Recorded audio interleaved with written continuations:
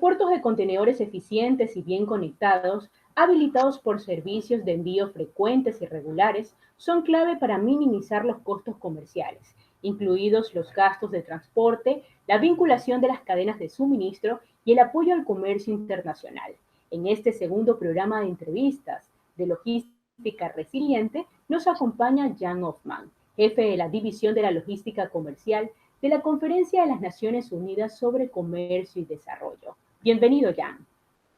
Un gusto estar con ustedes en Ecuador. Bienvenidos a mi oficina en casa, en Ginebra, en Suiza. Jan, el rendimiento del puerto es un factor importante que promueve la competitividad comercial de los países.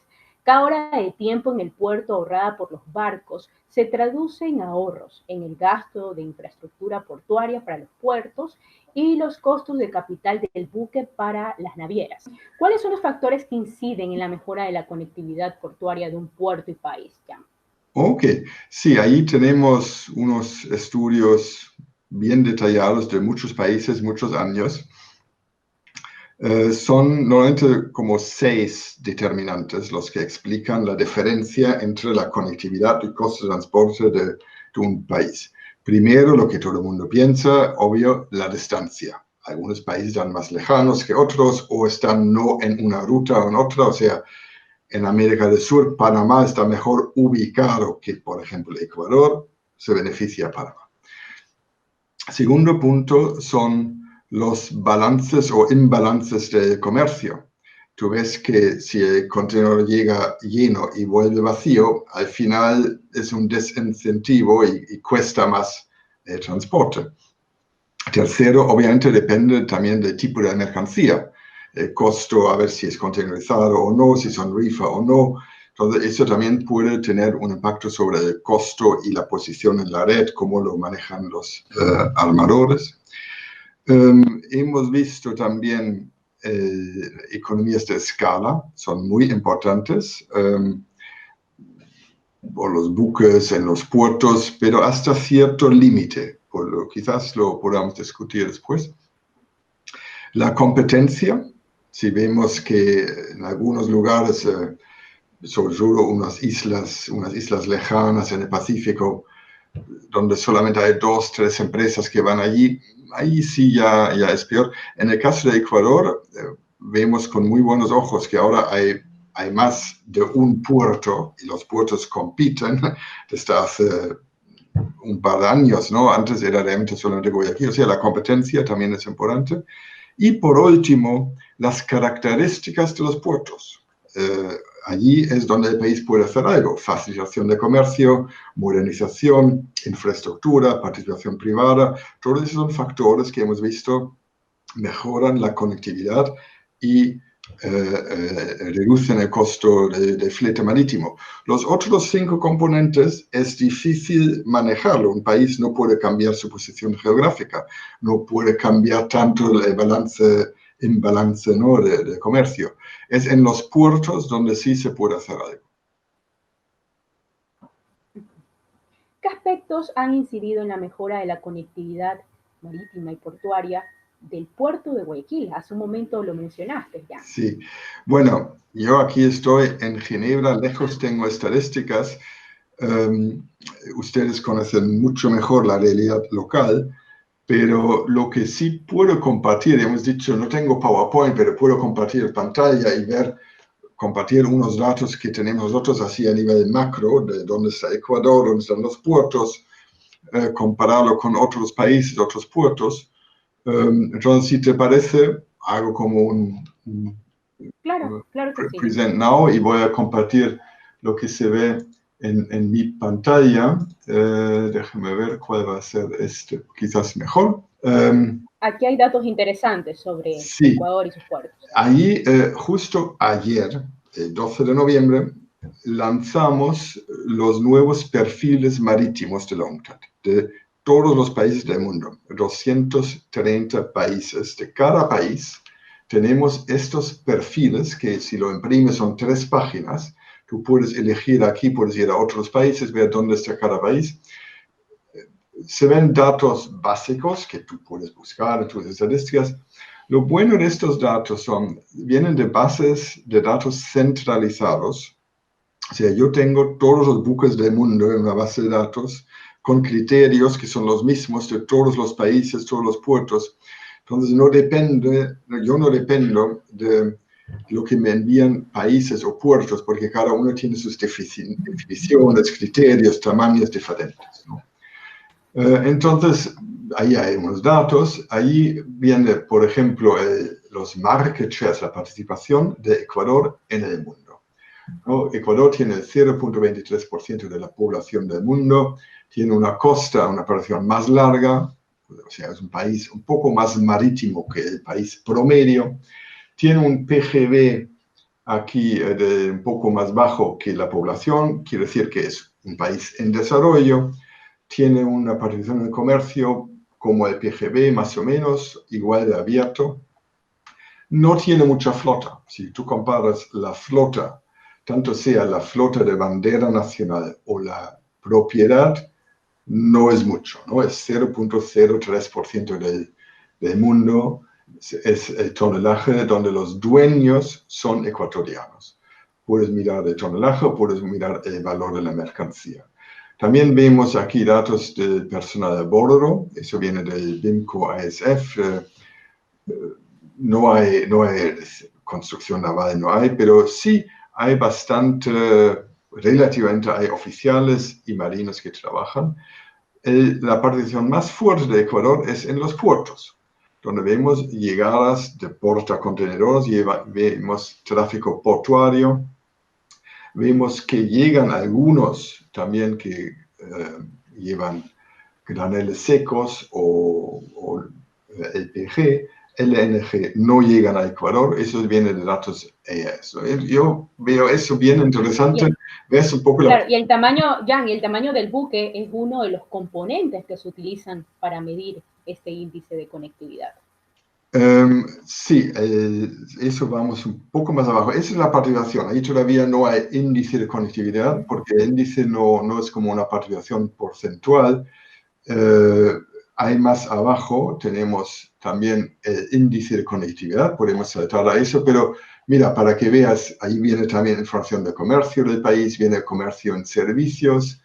Vemos que Ecuador importa más servicios de transporte de lo que exporta, no sé si lo ven aquí abajo, pero sí, la flota, la composición, y tú has mencionado el índice de conectividad. Ahí vimos que Ecuador bajó, volvió a subir, y de hecho los muy últimos datos los puedo compartir en otra pantalla. Ahí ya tenemos datos más actuales.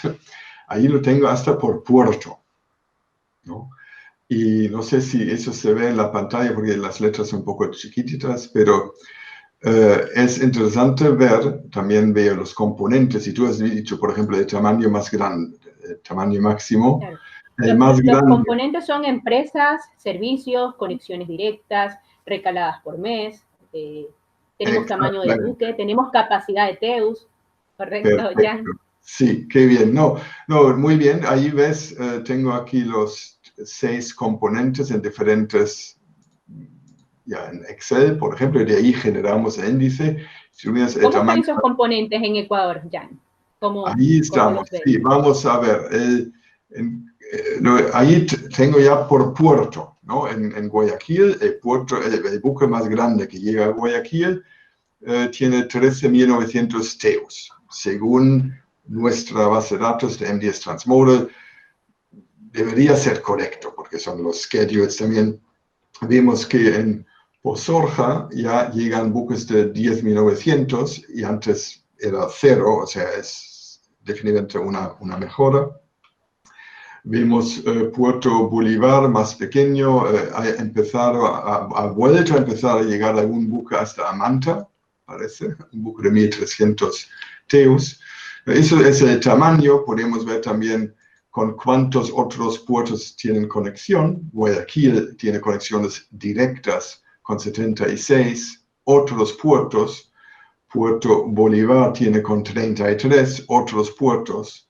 Pozorja tiene 14, ¿no? Esos son de la red de los itinerarios de los puertos. La capacidad total empleada tenemos cuántas llegadas por semana. En Guayaquil son 19, en Pozorja son 2, en Puerto Bolívar 5, ¿no? Son datos promedios de ya del cuarto trimestre de este año, o sea, realmente es el último itinerario. Y si yo quiero ver que exactamente... ¿Y capacidad de Teus, Jan? El buque máximo, sí, lo mencioné recién, era aquí, eran 13.900, ¿no? Era la capacidad. No sé si se ve por la distancia con la pantalla compartida. Un poco pequeño se ve, pero los datos ya han mejorado en Puerto Guayaquil, que mantiene liderazgo, Puerto de Pozorja, Sí. Puerto Bolívar y Manta, por lo que mencionas. Sí, Manta han vuelto a llegar unos buques donde antes ya no había, y eso entonces vemos ahí el índice de conectividad del país y vemos más abajo también de cada puerto el índice. Y en línea, si yo voy aquí en línea, tenemos ya estadísticas del índice de conectividad, tenemos estadísticas también de Ecuador, lo he sacado aquí para ustedes. Todo eso, los amigos que ven este programa, yo les recomiendo realmente ir a la página de la ONCTAD. Tú puedes compartir allí el link de estadísticas, claro, y pueden ver realmente de todos los países del mundo cuánto tiempo pasan los buques en el puerto. Por ejemplo, en Ecuador, el tiempo medio que pasa un portacontenedor es un día, 0.99. Los de graneleros secos pasan 3 días y medio, más tiempo. Son promedios y ahí puedes compararlo con otros países de la región, de Perú, de Chile, de Panamá o de todos los países del mundo, ¿no? Todo eso es el perfil marítimo, puedes ver las estadísticas. Hay muchísima información, no sé dónde parar. Claro, Jan, se ha optimizado entonces el tiempo del buque en el puerto. También eso demuestra eficiencia. Sí, claro, es un indicador de eficiencia. De hecho, habíamos acordado hacer esta entrevista hoy porque ayer lanzamos este review. Mira, voy a hacer un stop sharing. Estamos otra vez conectados directo, así es mi review Maritime Transport, donde analizamos estas tendencias globales. Allí no entramos en desarrollo de cada país, allí no vas a encontrar algo sobre Ecuador, pero vemos tendencias globales y vemos también, claro, dónde está Ecuador con esto, la flota, el tiempo en puerto, la conectividad, todos estos componentes, tráfico portuario, muchos datos. Y en general, como tú has bien dicho, y por eso habíamos acordado esta entrevista, es interesante ver que Ecuador realmente ha mejorado su conectividad gracias a que se hayan agregado nuevos puertos. Eso es bueno. Hay más competencia. Hablamos de las inversiones que se han realizado. Exactamente, sí. Podríamos decir mayor competitividad y libre competencia ya. Sí, es mejor y infraestructura adicional y es una motivación, hemos visto en muchos países del mundo, en el momento en que el usuario, el embarcador, tiene más opciones, a la larga mejora la eficiencia de los puertos, porque empiezan a competir. Eso le conviene al comercio exterior de Ecuador tener más puertos que realmente están equipados para acoger las líneas. Es interesante, Jan, que el top de las 10 líneas navieras están atracando, están arribando a Ecuador. Sí, no, Ecuador ahí está junto con Colombia, Perú, Chile, forma parte de la misma ruta, son los mismos buques que hacen esta conexión, y de allí siempre van hacia el norte y se conectan en Panamá o en Los Ángeles con los servicios que después continúan a Asia o a Europa, ¿no? ¿Cuál es el puerto mejor conectado en Latinoamérica, Jan? En cuanto a puerto, en este momento es Cartagena todavía. Cartagena, que está aún más cercano al Canal de Panamá, tiene la carga cautiva de Colombia, tiene transbordo y es muy eficiente. ¿Qué factores han incidido para que Cartagena sea el puerto mejor conectado en la región? Bueno, como indiqué antes, si tienes más carga cautiva, más demanda, llegan los buques donde está la demanda. Si estás muy cerca del Canal de Panamá, es una buena ubicación para hacer también transporte, para de ahí conectar con otros servicios que después van a América Central o a otros países del Caribe o a Venezuela, ¿no? Entonces, de allí se beneficia de la posición, se beneficia de la demanda y ha sido un puerto que hace mucho tiempo ya ha invertido en la automatización, en la digitalización y en la infraestructura, ¿no? Sin duda, Jan, la optimización de la escala de puertos depende en gran parte de la digitalización, con el fin de intercambiar datos entre líneas navieras, puertos, transportistas, proveedores de transporte intermodal. ¿Has hecho un análisis de la parte de digitalización en el Ecuador en No, relación? aquí estoy con la visión macro, los pronósticos de comercio marítimo y hacer comparaciones generales que confirman que sí, la digitalización es un factor importante porque ahí necesitas que se conecten las aduanas, el puerto, las líneas, las agencias. Y allí hemos visto incluso que ahora en tiempos de COVID-19, hemos visto reformas, empujes hacia más y mejores reformas que antes muchos actores no querían modernizar, pero ahora han visto que de hecho les conviene porque el contacto físico se tiene que evitar. Entonces, hemos visto un empuje, una demanda hacia más digitalización en estos tiempos de la pandemia. ¿Tienes algún caso de éxito en referencia de un puerto en la Unión Europea, por ejemplo, Jan? No soy imparcial, yo soy de Hamburgo y Hamburgo se suele mencionar entre los puertos de los smart ports, son muy activos, pero hay Amberes, se ha mencionado Rotterdam, Barcelona, hay puertos que han sido entre los primeros. A veces son etapas, en algún momento Barcelona era que tenía el portal, el Port Community System más avanzado. Después en España era Valencia, después quizás otra vez Barcelona. No sé, no quiero decir quién de los dos en este momento es mejor, pero sí, hay buenos avances en varios puertos europeos. Y yo sé, cuando yo vivía en Chile, también en algún momento Valparaíso era el que más había invertido. Un año después, San Antonio había invertido. No me atrevo a decir en este momento quién es el mejor, pero hay muchas buenas experiencias. Jan, hablemos sobre el pronóstico global. Sí, El pronóstico sí, global con mucho gusto, porque en a cuanto a la mí, conectividad.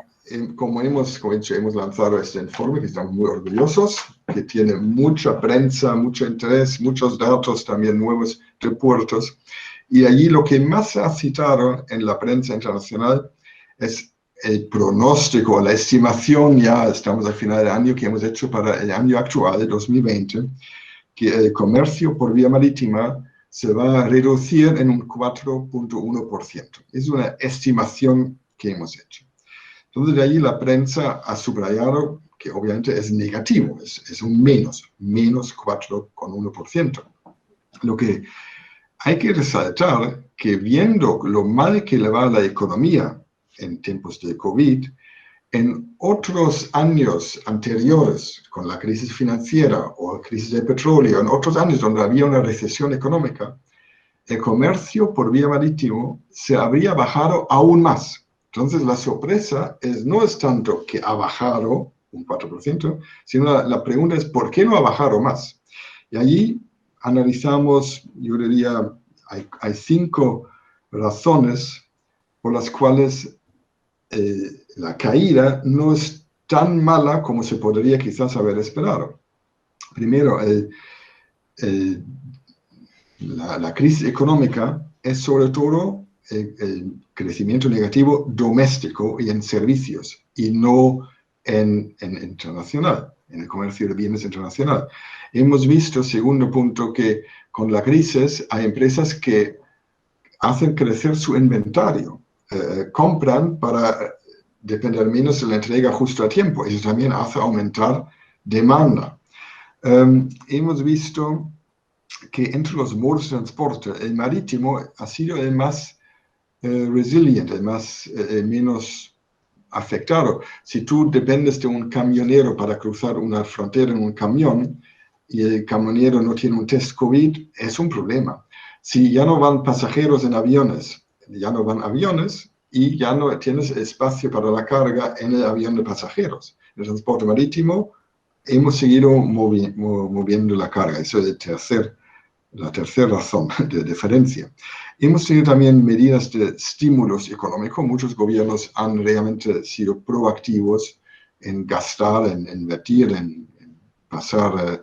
Y por último, el quinto y último punto, ¿qué hacemos, tú y yo y los amigos que nos están escuchando, si estamos confinados? Ya no vamos al restaurante, ya no vamos al cine, ya no viajamos, compramos cosas. Y las cosas llegan por vía marítimo. Entonces, hay muchas rutas, hay muchos productos que de hecho tienen ahora más demanda que antes.